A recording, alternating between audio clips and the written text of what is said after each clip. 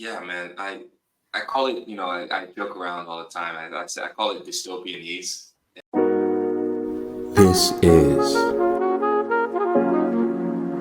the Mooncast.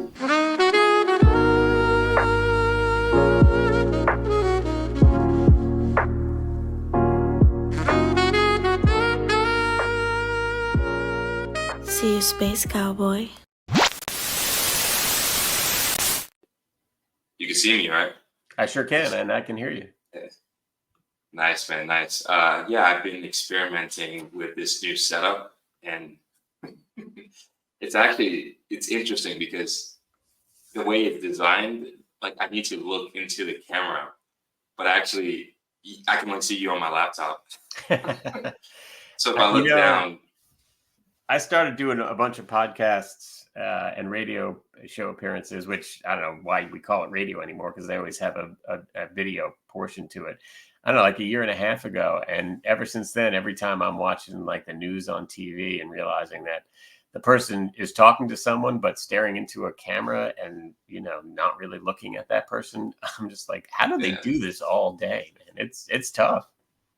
It's really tough, man, because for me, I'm kind of newer into the podcast scene, and my downloads are just now starting to pick up and starting to scale exponentially per month. But for me, I'm not actually the most techie person. Actually, I haven't been on the social media space for about 10 years now. Like I was completely off, and it really changed my entire landscape of how I look at society because I think a lot of people I basically, especially my generation, speaking mainly for millennials, Zoomers, they don't know what life was like before social media, and they haven't taken an insurmountable amount of time off to really understand how damaging it can be for you as a person. And I think that's one of the strategic advantages that I have to be able to communicate to people because I've been communicating to people for the past 10 years. So when I got back on in 2022. So it's almost 10 years. So I got off in 2014, got back on in 2022 and late 2022. And the only reason I got back on was because I understood the concept of building a personal brand and also the idea that there's going to be more and more people on the web because currently right now it's estimated 4.5 to 5 billion people on the web, and that number is going to increase to roughly around 90 to 95% of people on the web in the next 6 years. Is what the estimates are. And you have, companies like Starlink, World Mobile Token that are really building out this Wi-Fi infrastructure in these rural areas around the world to give people access to the web. And so there's going to be more customers online. So the pie is going to increase. And so if you've compounded your authority over a 5-year, 3-year, 7-year, 10-year period of time, you're going to have a strategic advantage over somebody who's just now getting on the web to actually post content regularly in 2029 and 2030 when you've been doing it since 2022, 2021, 2015, 2014, 2013. So yeah, I think we're in the age of content. That's just my thesis on it. So that's why I'm back on. All right. I think you're right. It's funny. I just wrote a piece. I have a monthly column on a online publication called The Customer. And of course, it's about sales and marketing. And the title of the piece, they may change it when they publish it, but will be something along the lines of "Content has a co-king."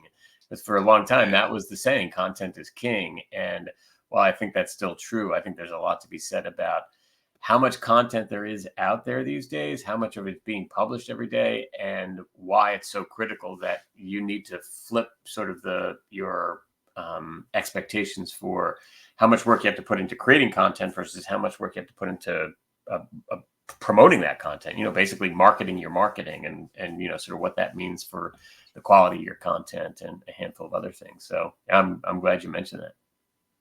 Yeah, absolutely. And then if you look, I don't know if you're familiar with artificial intelligence at all. And of course you've been, so the artificial intelligence space is rapidly growing at an exponential rate, along with other nuanced technologies like augmented reality, virtual reality, blockchain technology, and etc. And one thing that I'm looking at is the fact in which people, I don't think, are prepared for the speed in which this technology is going to increase the amount of content that gets put on the internet exponentially within this next 1 to 2 years. There's going to be an overabundance. People think it's saturated now with content. There's going to be an overabundance of content, and the thing is, the people who are ahead of the curve, me, I'm starting to do experimentation with looking into different platforms that allow me to maybe try to mimic my voice, to where to see, and just experimenting to see, okay, could you simulate my voice with another individual, or could you simulate my voice solo and do solo podcasts of me talking about topic X? And if you could do it, how good would the quality be? And if the quality is as good or better than even me as an individual, then I could then just start putting out podcasts, and it would then free up my time more if I could just then type in a prompt, and the prompt would then generate an hour-long podcast, hour-and-a-half-long podcast solo. Say I didn't have a guest that week, and that would then free up that time as that trade-off that I was spending with that time. And I could then use and leverage that time for something else, to scale my business, to work on X, to work on Y, to work on Z. So this is something that I've been looking at too as well. But I don't know if you're implementing any form of artificial intelligence into your strategies, or how you view artificial intelligence as a whole. You've just painted a picture of a really frightening future, right? Like, we're already inundated with content, and now I think you're right that it will get much, much worse. What's interesting to me is, this old idea that, every technology that comes out is great until the marketers come along and they ruin it.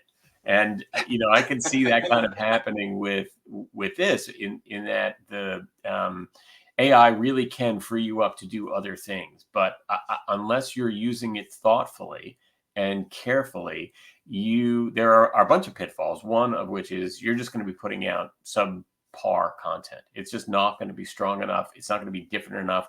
It's not going to have your unique perspective that will set you apart in the market and make people want to listen to you, as opposed to want to listen to generic content about whatever it might be, marketing information, or blockchain technology, whatever the story is that you're trying to tell.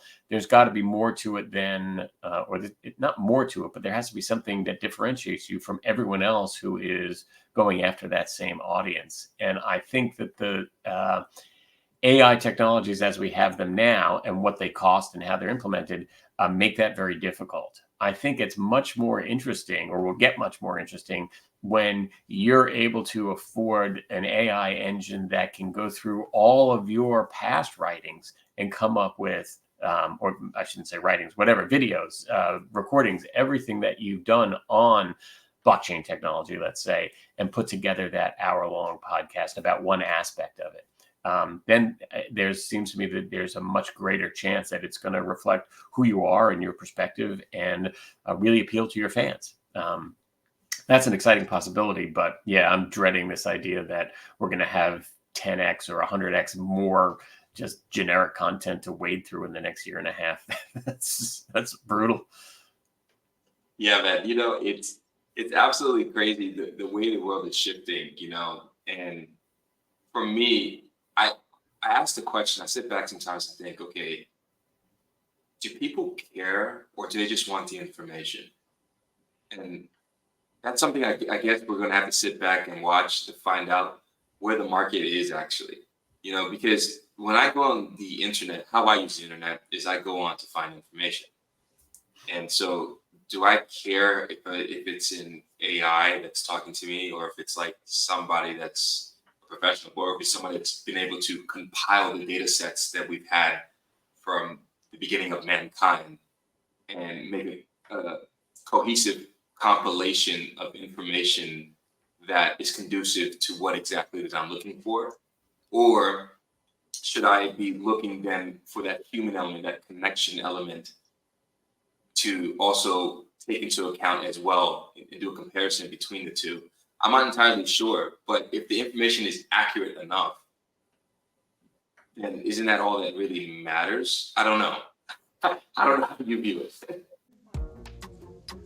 Imagine 10xing your earnings capacity to 100K per year while working remotely at the comfort of your own home. We are in the exponential growth phase of technological advancements. That means AI, AR, VR, robotics, and of course, Web3 technologies taking over the job market. At HeliCode Academy, we train students on Web3 hard skills and link them to employment in the job market. Find out more at helicode.xyz. And as always, see you, Space Cowboy.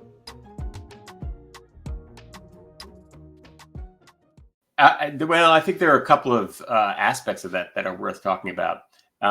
First, I'll share that one of the things I'm really fond of saying, and my kids may know this by heart by now, even, but your prospects don't care about you. Your prospects don't care about what you do, even. They care about what you can do for them. So I think a lot of people are in your mindset when they're out on the internet. They're looking for information that's going to help them with their business, right? When it comes to those kinds of searches, they just want the information. I think what people lose in this conversation about AI versus human generated content is that accuracy is a question for both, right? We've all heard these stories about hallucinations, right? The AIs just getting stuff completely wrong and starting to make things up.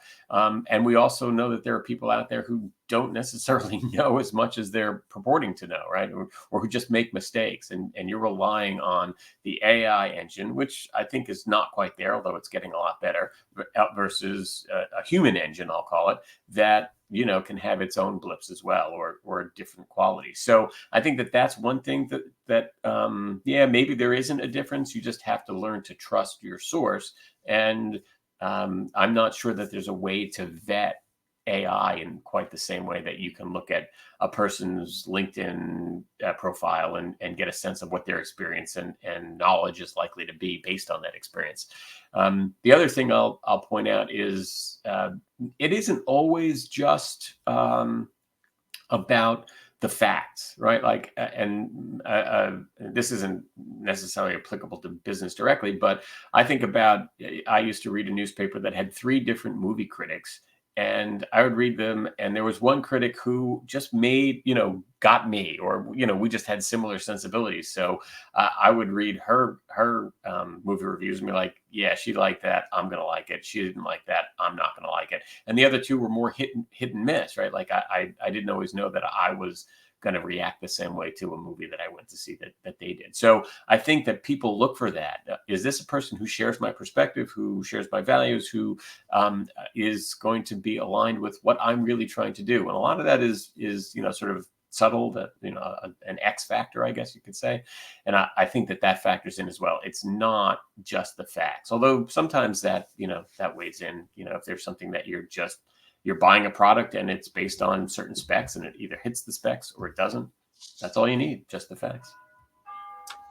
I don't know if you saw what Sam Bankman, or not Sam Bankman, but Sam Altman was doing, the founder of OpenAI. And there's another release that came out where you can prompt sort of, through text and then whatever you put in the text and whatever you describe in the text, it then disseminates that information into the form of a video compilation. And so, I'm just smiling because my thing is like, okay, what about Netflix? Like, okay, so it's like, okay, if I can just have an image of what I would like to see in my head and then put out a prompt and then it just gets automatically generated for free, and I could just create my own TV series. What then happens to the Netflix business model? Like how do you see those aspects happening with Hollywood and with Netflix and with streaming and with people being able to make their own music, using artificial intelligence? So, I want to hear this type of sound from like Jamaica, but mix it with some Mozart, and add a little bit of Beatles and make it 4.5 minutes long.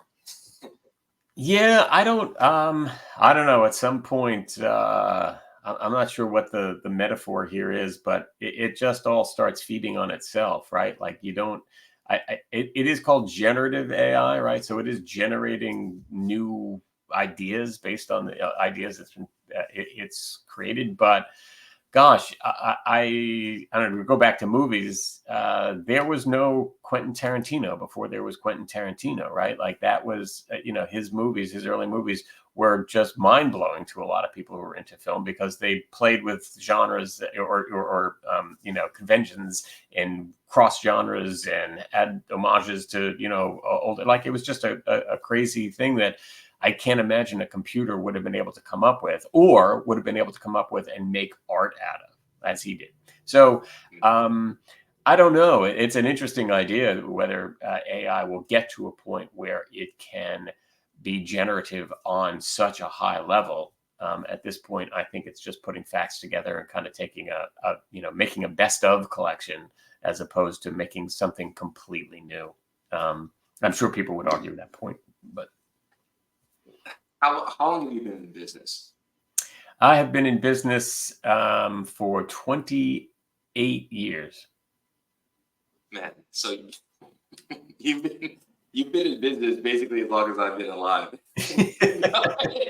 If you think that makes me feel good, you are sadly mistaken. Dude, yeah, I've been around it's for a while. Actually, it's crazy, man. Like, so the reason I asked is because I'm wondering, when you started your business journey and you saw the technology and stuff, like, and everything was shifting into the web, could you have foreseen where we're at currently right now? You've been through basically everything from the beginning stages of the internet to then the email to then, the smartphone to then, social media to, blockchain technology to then, we've had just in the last 30 years, there's been so much innovation, cloud computing, smart contracts, generative AI, large language models, you name it, the touchscreen, the smartphone, 5G, the list goes on. So I'm wondering how is, can you just walk me through your business journey first? Like, why did you first start getting into business, and how were you able to pivot through all of these different technological advancements over the last 3 decades? Yeah, sure. So, I mean, some of those pivots have been easier than others. Some of them have been pretty challenging. But I started before Andigo. I had a firm with a partner. He was involved in corporate travel of all things, and one of his big clients was Philips, which co-developed the CD-ROM with Sony, who gets all the credit for that. I was in video post-production at the time, and that I was watching that industry go digital like overnight, just from there being actual videotape that things were recorded on magnetic tape to it all being on hard drives, which opened up all sorts of new possibilities for special effects and the things that we take for granted now. And for the first couple of years, we did CD-ROMs and set-top box tools and laptop presentations, things like that. It wasn't until a couple of years later when my partner and I split that we started doing web work, right? So, this is like 1990, 96, I started this company. It was 98 probably before we built our own site. And, what's interesting for me is that I don't have a background as a coder, really. I got some pretty good coding skills early on because that's what we were doing. My partner at the time would go out and sell, and he'd come back and say, hey, I told him we could do this. And I would spend the next 2 days trying to figure out how to do that. And, that was kind of, the industry was young enough that you could get away with that.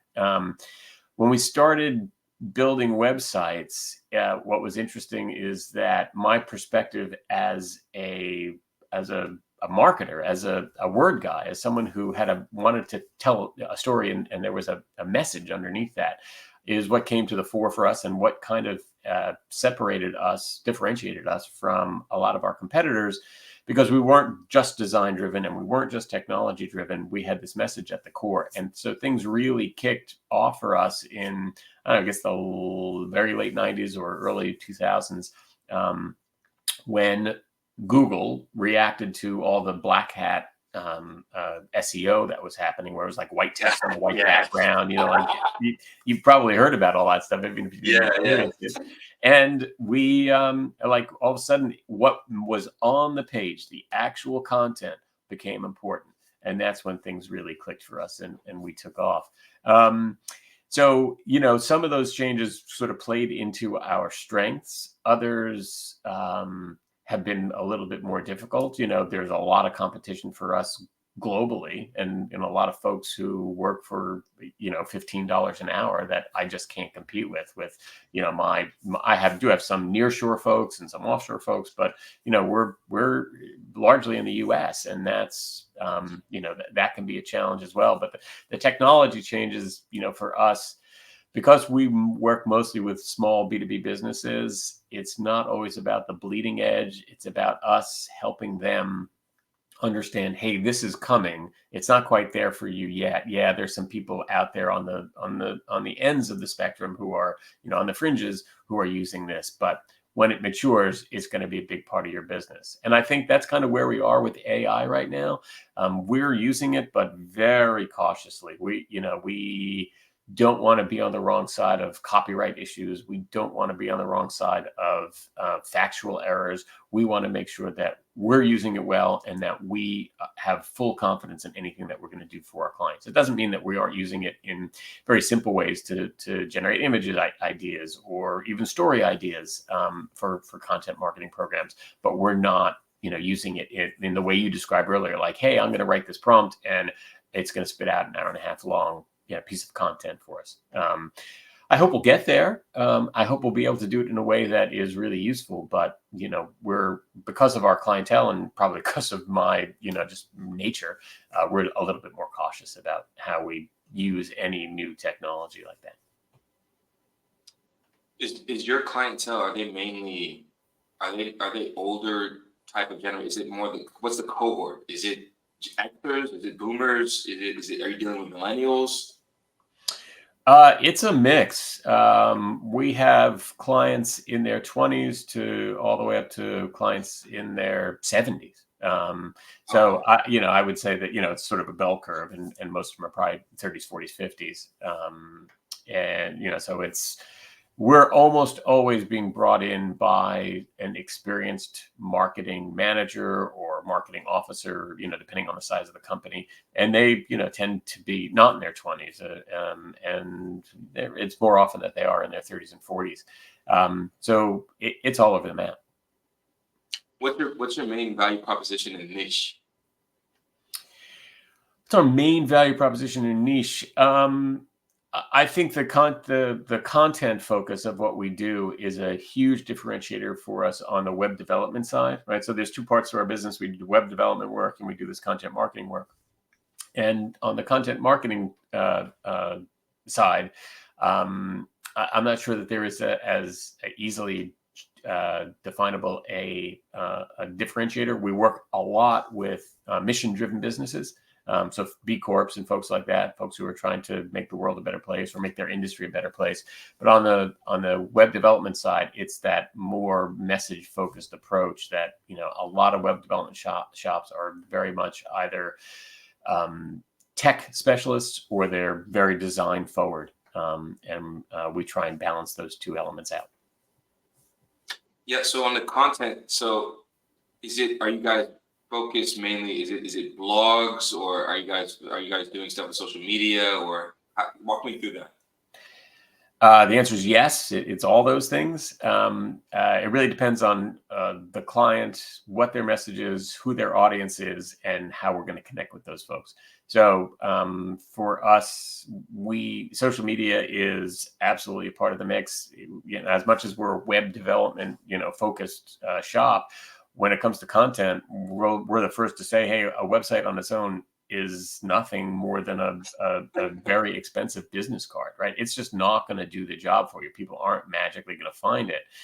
It's a really useful tool if you said, hey, I'm in an industry, I don't know that such an industry exists anymore, but I'm in an industry where social media just isn't part of the mix, and neither is email marketing, neither is anything else. It's just a website. Like, all right, if you're out there, your website can be useful to you if you're networking, if that's how you do it. You go out and you speak at events, or you just go to networking events, or whatever it is, you're meeting people and they're going to go check you out, and your website becomes a credibility check. It gives them a deeper picture than they got just from meeting you.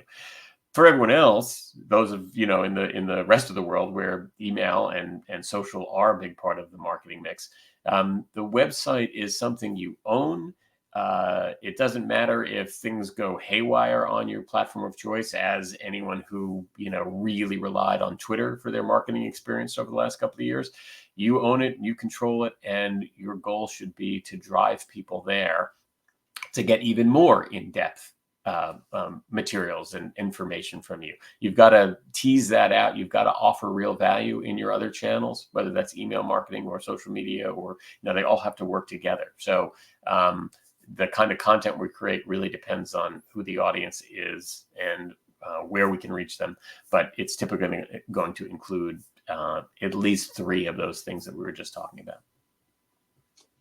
Do you have any platforms that for you are like off limits, or do you mainly focus on just like TikTok and Instagram, or does it matter? YouTube, does it matter to you specifically? It doesn't matter to me at all.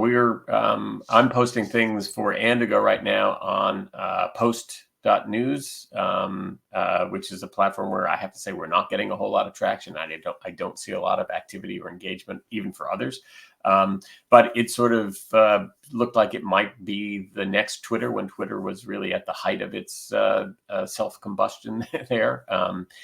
But it's up to the audience, right? We can't make that decision, right? And it's funny when we really try and push clients away from the idea of like, hey, we want to get out there, we want to do whatever it is, Twitter, TikTok, whatever, because they've heard about it and it's the next big thing.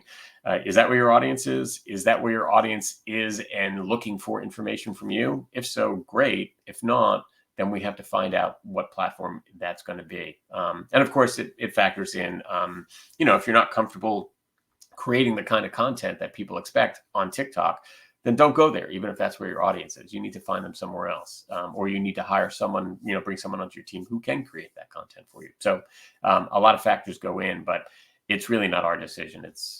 That decision belongs to the target audience. The entire global north has an aging population, while 70% of Africa is aged 30 and younger. Less humans plus high inflation means that businesses make less money, but it doesn't have to be you.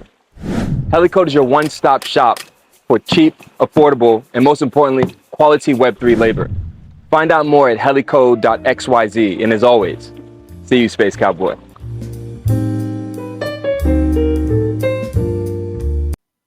Yeah, absolutely. Do you think that, because I was talking to my little brother about this, and he's 18, and I was saying like, I think it's very hard nowadays to be a CEO and to not be a content creator. Do you think is there a way in which the two can be separated?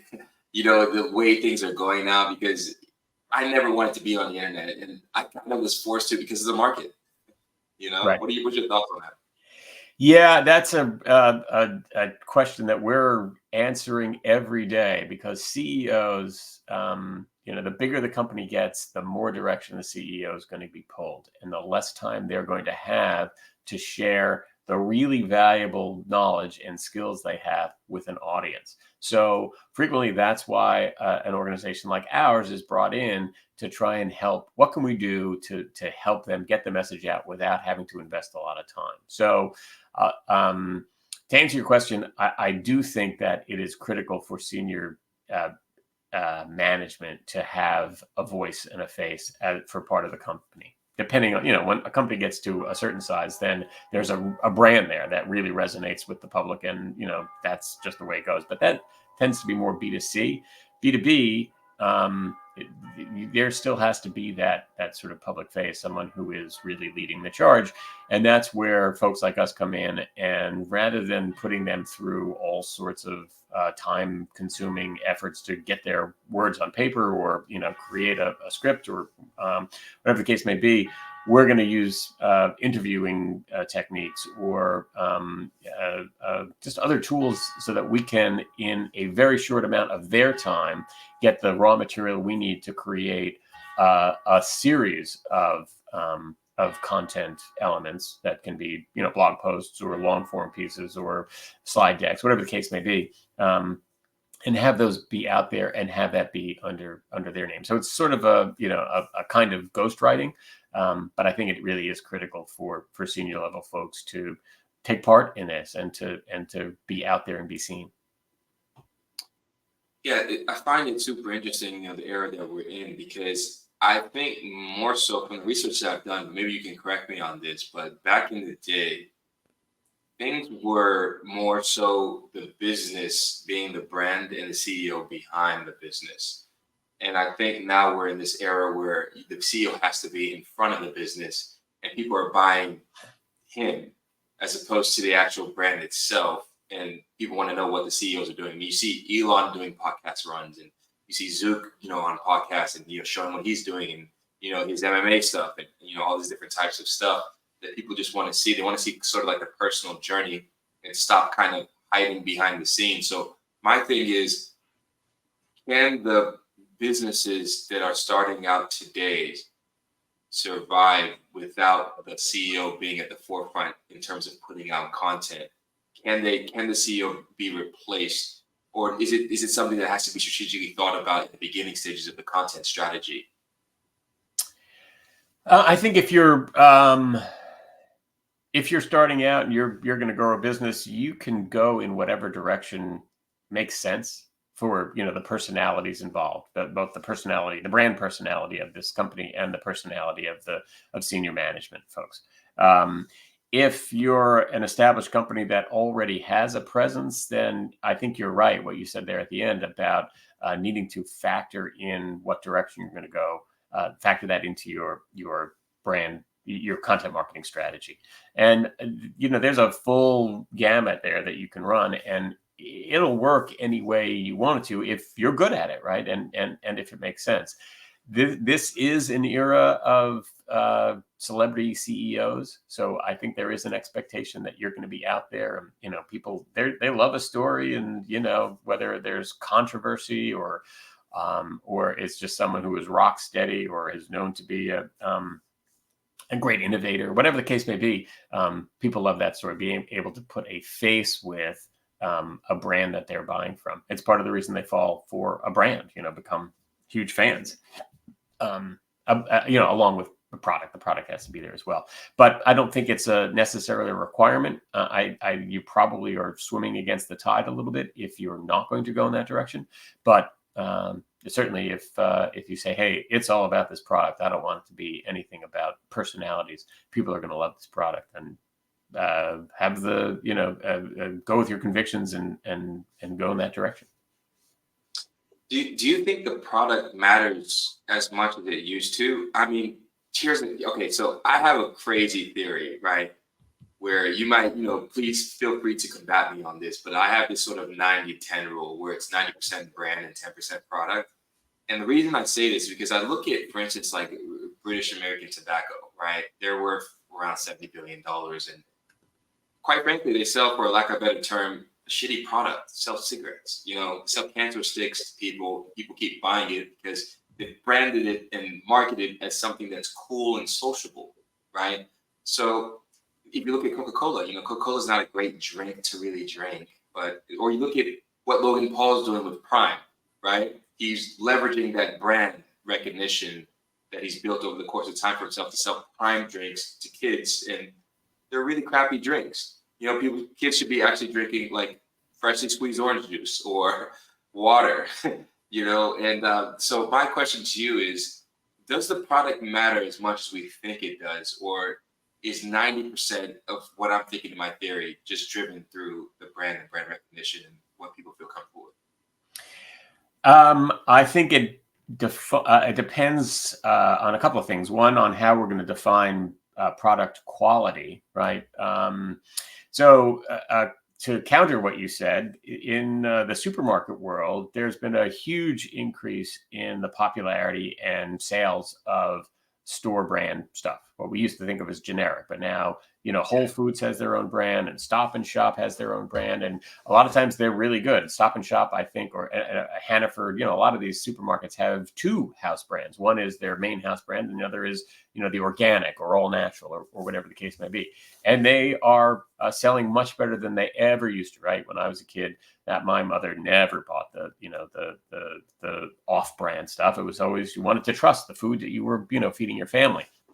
And now those brands, I guess, have established trust. So maybe this doesn't undercut your argument quite as well. But it's about the product. If you can look at the product, you take the chance for the first time on the store brand green beans or bread or whatever it is, and it tastes good to you, then you're not falling for the Super Bowl ads or anything else. You're going to pay the lower price and get the stuff that you think is of the same quality. I think that's different than, product that is not good for you, right? The biggest split between branding and reality has to be beer, right? Like all those really beautiful people on the beach. I've never seen a beer gut in a beer commercial, but a lot of the guys I know who drink a lot of beer, they don't look like they're going to be in a beer commercial anytime soon. So people really like, so-called, sin products, whether it's, I don't know if anyone considers sugar a sin product, but, sweetened drinks and alcohol and tobacco and, candy. Like these are things that we know aren't good for us, but people love them. They make them feel good. And, in moderation, they're fine. But I'm not sure that's a different marketing question than one about brand versus product purely, right? Like if the product's good, brand, I think, matters less than it used to. But there are instances where brand is everything. Like quite famously, I think it's still the case that the most brand loyal folks in the world are pickup truck buyers. If your first Chevy was a pickup truck, if your first pickup truck was a Chevy, your last pickup truck is going to be a Chevy, and you're never going to buy a Ford or a Ram. And same for those other brands. So I don't know. I'm not enough of a pickup truck guy to know what the differences are between those brands and how powerful they are, how much towing capability they have, all that stuff. But it doesn't seem to matter to the people who buy trucks. They're going to stick with the brand that they love. So I think it does depend on the audience again.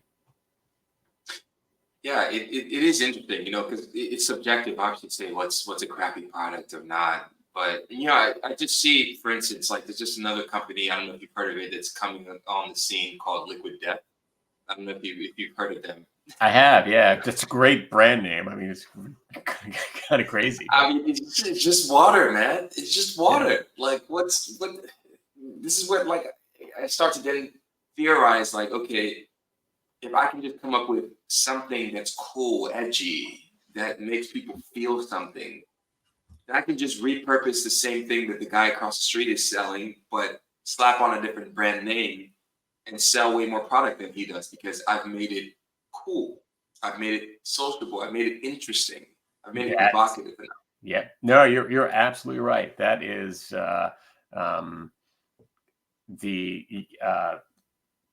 absolute truth, and probably always has been. If there's a great story behind what you're selling, that's going to get people's attention. And sure, why not? Liquid Death. Who wouldn't rather drink that than I don't know, Evian, right? Like, although they're in certain corners of the world, they would never drink, certain kinds of homes or clubs or just social strata. They're going to drink the Evian every time, right? Yeah, absolutely. And when I look at how things are going, do you think that it's possible to, in 2024, to start a business and not be putting out content in some capacity? Do you think it's possible? I'm sure that there are some limited situations where that might work. I'm just sitting here trying to think of one that I could use as an example, and I can't come up with one. Overall, I would say no. You've got to be putting content out there, because what lots of folks still refer to as the old method, bullhorn method, where you're just shouting at the world who you are and what you've got to offer, and hey, come check it out and buy it. That doesn't really resonate with most people anymore. They want to be able to, like, when I was a kid, you walked into a car dealership and you didn't know anything. You were just at their mercy. There was just no source of good information. It was just what you got from them. And now I walk into a car dealership, I know more about the car that I'm looking to buy than the salesperson. right? Like, because there's so much information that the car manufacturers themselves puts out on the internet, that other people put out on the internet because they're trying to attract me to, buy aftermarket parts or whatever. There's just great information out there, and that really shifts the balance between a buyer and seller. But if you're not out there with that information, you're just not ever gonna make anybody's short list, right? No matter what the product, I would think. So yeah, content's necessary. When you look at kids nowadays, Zoomers, Gen Z, it's funny. I sound like I'm one of those get off my lawn people that I promised myself I wouldn't be when I was younger. But yeah, there is. I know maybe for your older generation, you don't see the discrepancy between the millennials and the Zoomers, but there is a discrepancy. I will tell you that. When you see how they grow up or how they're growing up, and how a lot of them, they don't even know what it's like to go into a library. We still had libraries growing up as millennials, and a lot of them never seen a CD before. I've met Zoomers that didn't even know what to do with a CD. It's like they don't have any technology that's able to play a CD. And the overabundance of information that's now on the internet, do you think it's going to be harder? Because at least now we still have to index the data and see, you can do comparative analysis, to see, okay, which blog post makes sense, which one isn't, which guy on YouTube is full of crap, which one isn't. But when you're just able to go on a chatbot and just ask it a question, it just gives you an answer, and you're not fact checking it, or it's because there's just some biases that come with these chatbots. How do you foresee the future of how we consume information and how we produce information moving forward? That's a really interesting question. I think that it's such a broad range of kinds of information that people want to consume. And I'll sort of full disclosure, I'm a volunteer for my local library. So I believe in libraries, and I think they're going to exist for quite a while. Although I know that, there's been a huge shift in the last couple of years, right? Away from books towards electronic media, audiobooks and ebooks, and but printed books are still out there, and it's not just seniors, boomers who are consuming those. So I think there are some things that to talk about, like the death of print doesn't make sense. I think books will last a long time. Magazines have shrunk tremendously, and I could see them disappearing, right? Because they're so impermanent anyway, that I think a lot of people are like, oh, I can just read this on my device, whatever device it is. I don't have a newspaper delivered to my house anymore. I read it on my device, and I think a lot of people do that. I don't go to the record store and buy records. I know vinyl is having a comeback, but I like streaming services, and I'm exposed to way more music than I ever was before, but it has changed my relationship with music, right? It used to be you bought a CD or a vinyl, piece of vinyl, and you paid for it. So you listened to that whole thing, side A, side B, and you gained an appreciation for the deeper tracks that maybe you wouldn't have heard at all if you just listened to it on the radio. Or now, I've asked my daughters about that, and they're like, no, we just know the hits. Like there is, sort of that concept of an album has weakened a lot. Yes, I know that, whoever, Taylor Swift or, Miley Cyrus, they drop albums, but it's just the top tracks, the popular tracks that people hear about, and that, people are like, oh, you have to listen to this. It's not, people aren't, the relationship has changed. And I think that's true of other forms of content as well. But that's, looking at sort of consumer content, people, what people do for enjoyment. I'm not so sure how much things will change for in a corporate world, or whether it's B2B or B2C.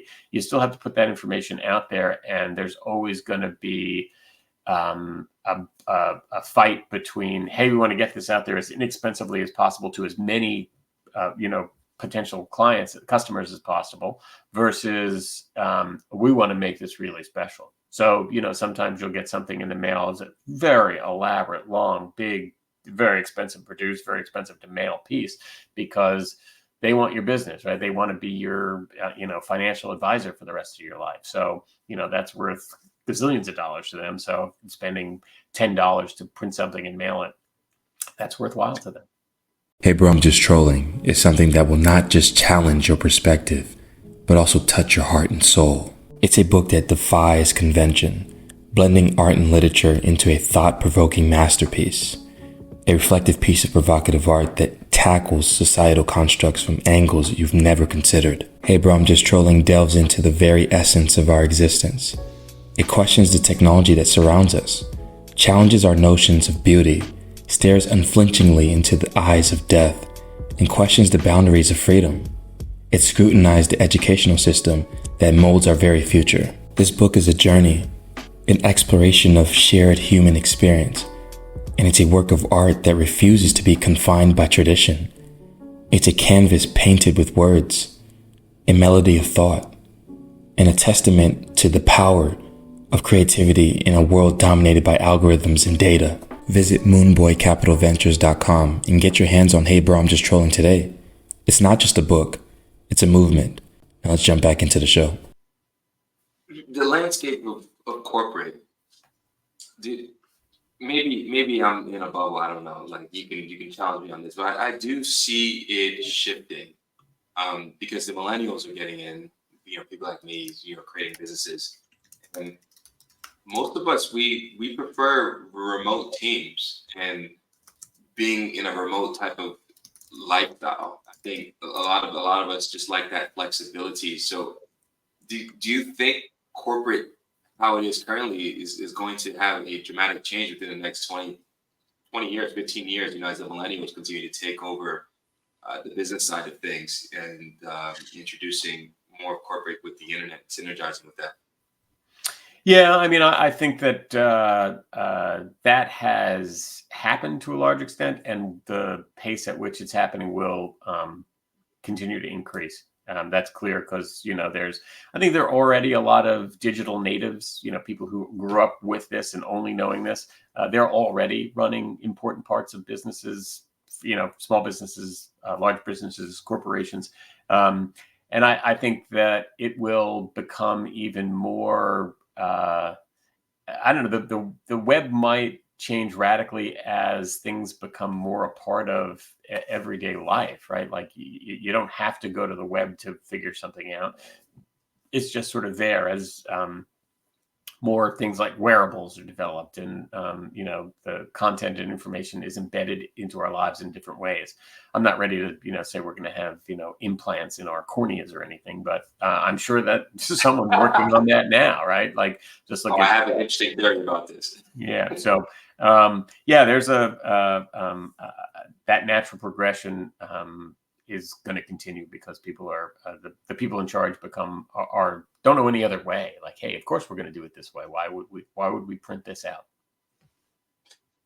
Yeah, because you mentioned something that it's interesting, right? About the chips getting implanted into our brains, but yeah. I'll tell you something. So in 2023 in May, they approved the human trials for the Neuralink, right? Okay. And about a couple weeks ago, the first human trials was finished, right?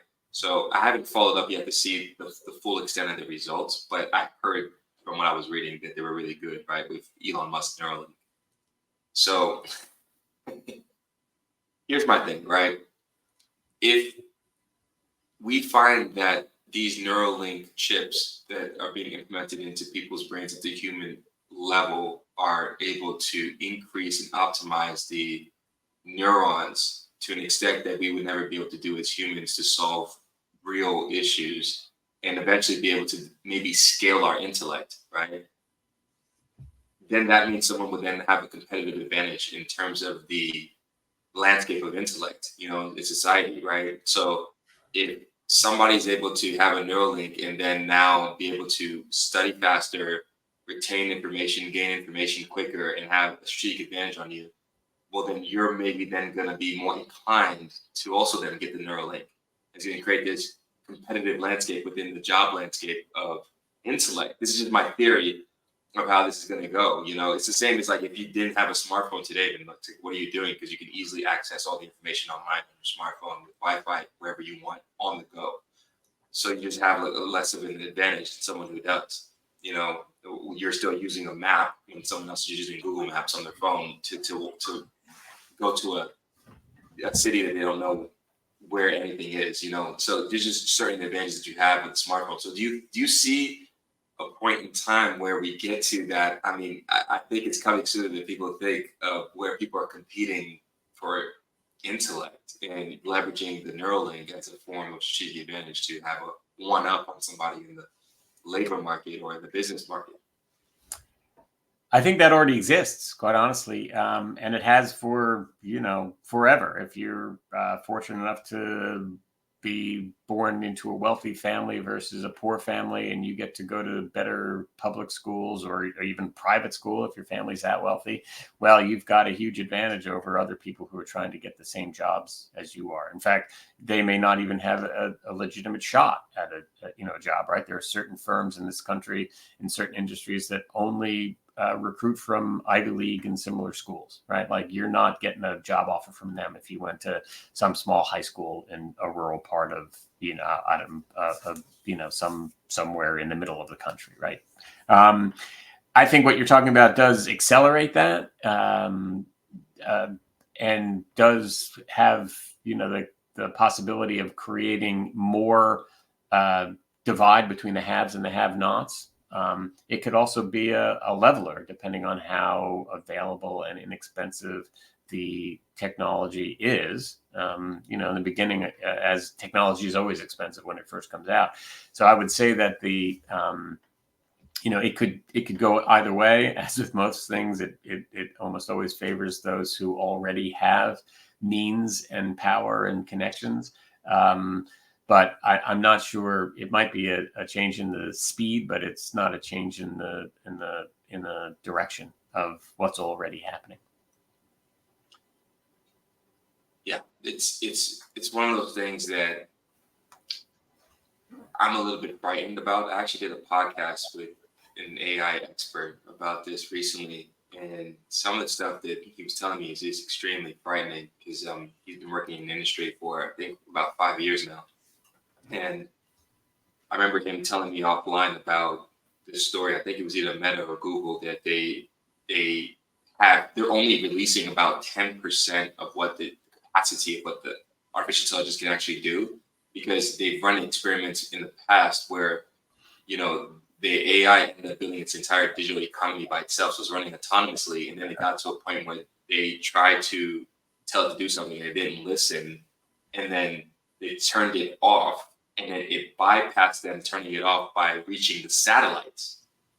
And then they had to turn off everything completely. And they didn't. The scariest part about the story is that they didn't figure out a way to stop it by just other than to shut it off. There wasn't we just press this button and it just was doing something. They had to power everything off, like all the power. And so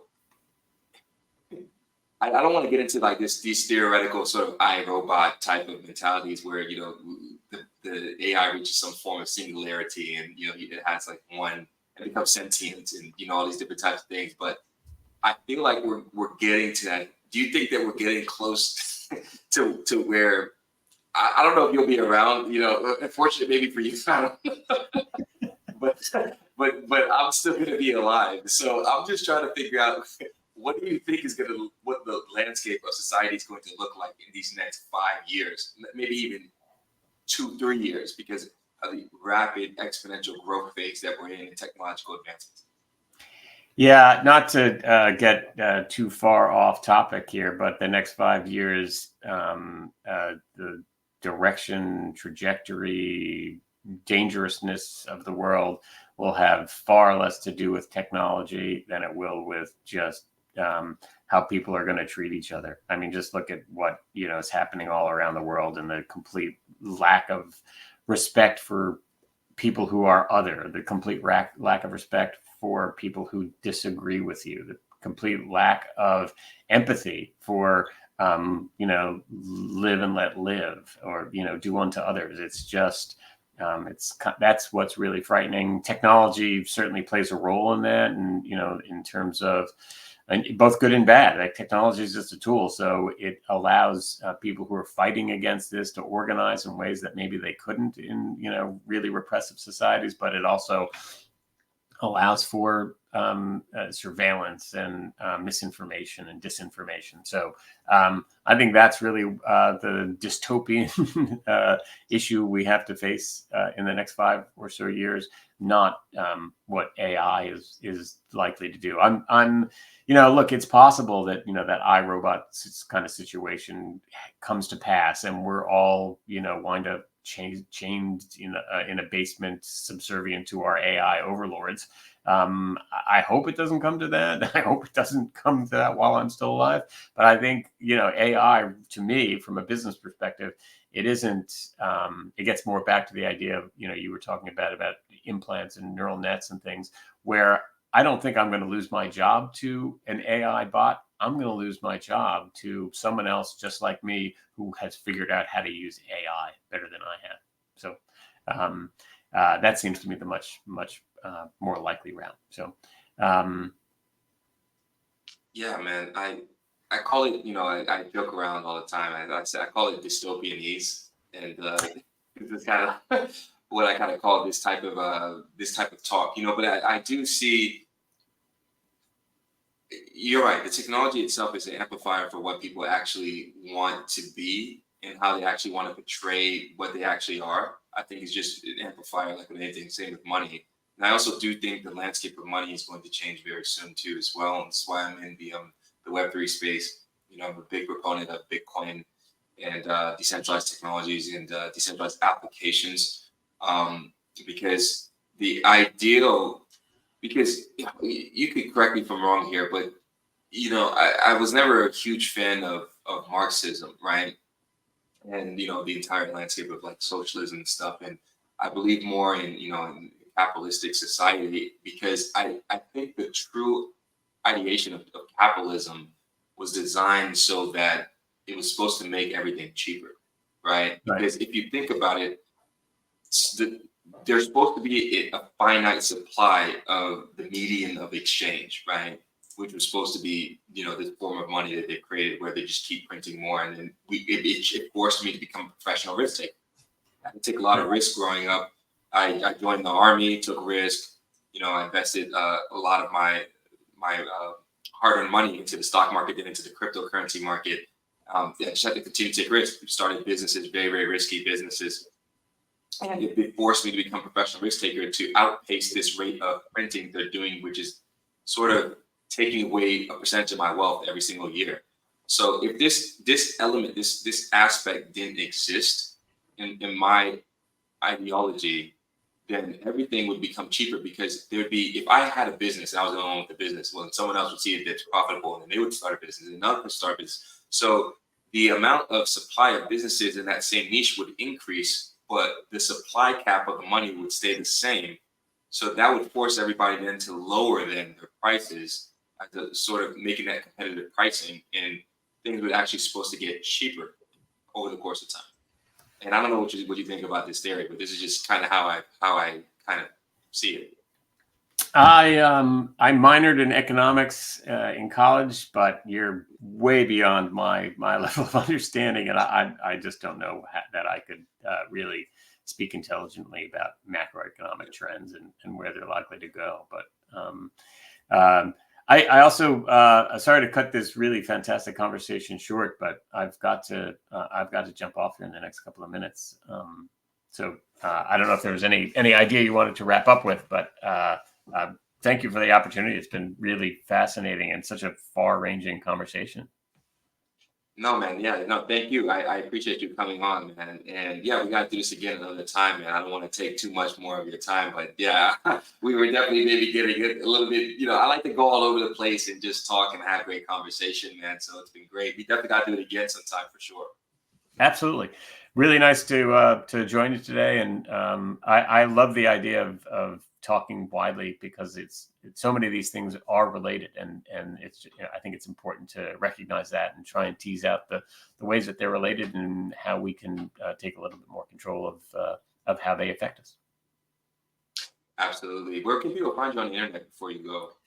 Andigo.com, Andigo is the company's website. And once you're there, you'll learn all about us. And there are links to find me on LinkedIn and other places as well. Awesome, Andrew. Thank you so much. This concludes this episode of the Mooncast, man, and peace.